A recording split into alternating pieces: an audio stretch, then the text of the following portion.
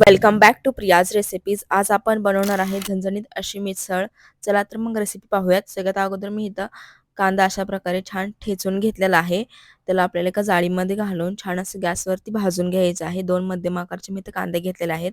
त्यानंतर थोडंसं खोबरं घेतलेलं आहे. या सर्वांना छान काळपट कलर येईपर्यंत भाजून घ्यायचं आहे. त्यानंतर वरची साल काढून याला छान असं कट करून घ्यायचं आहे. मिक्सरच्या भांड्यामध्ये घालून याचं छान असं वाटण तयार करून घ्यायचं आहे. जर गरज पडली तर यामध्ये थोडंसं पाणी घालून याचं छान असं वाटण तयार करायचं आहे. वाटण एकदम बारीक झालं पाहिजे, जराही मोठं नाही राहायला पाहिजे.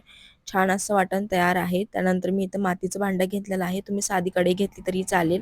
छान मातीचं भांडं गरम झाल्यानंतर यामध्ये मी 2 चमचे तेल टाकलेलं आहे. तेल छान गरम झाल्यानंतर यामध्ये आपण वाटण घालणार आहोत.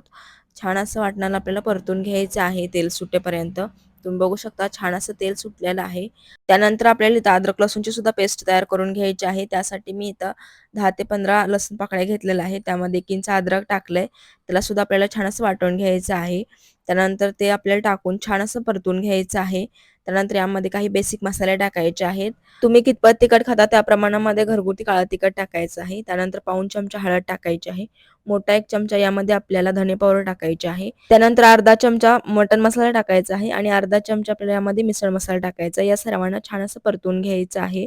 2 मिनिटं मसाले छान भाजल्यानंतर यामध्ये आपण शिजवून घेतलेली उसळ टाकणार आहोत. उसळ शिजवून घेताना त्यामध्ये मी थोडीशी हळद आणि मीठ टाकून 2 शिट्ट्या करून घेतल्या होत्या. परफेक्ट अशी उसळ शिजून झालेली आहे. आता त्यामध्ये आपण टाकून घ्यायची आहे आणि छान अशी उकळी काढून घ्यायची. वरून भरपूर अशी कोथिंबीर टाकायची. मस्त अशी झणझणीत आपली मिसळ तयार आहे. तुम्हाला रेसिपी कशी वाटली कमेंट